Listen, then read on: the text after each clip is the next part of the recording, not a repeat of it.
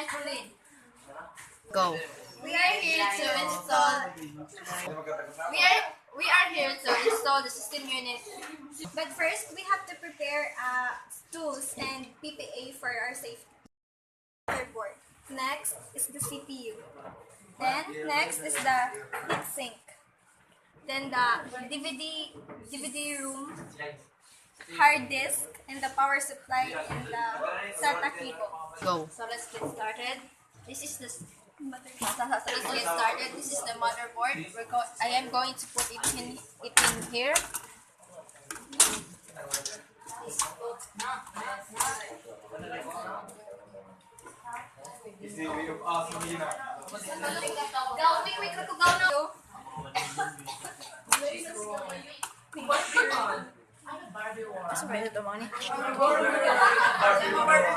Go. Next is the CPU. Make sure to put it properly. Next is the heatsink.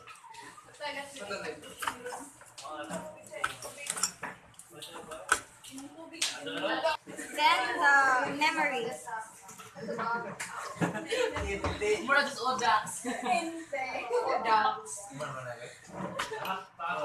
Go.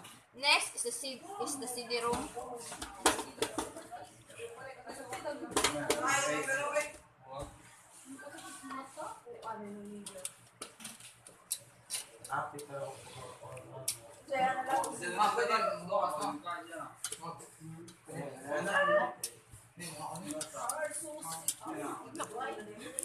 Go.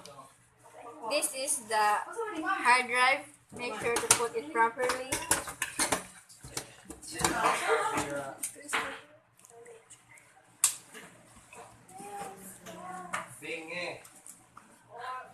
And then the power supply.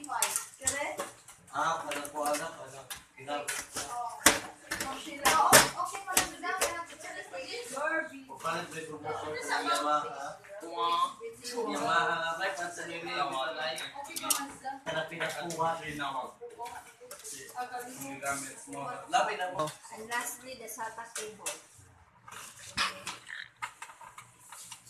Go. And that's all. Thank you for watching. Once again, I'm Ingrid. Go. And that's all. Thank you for watching. Once again, I'm Ingrid Ann Cadelpio. And I'm Pauline.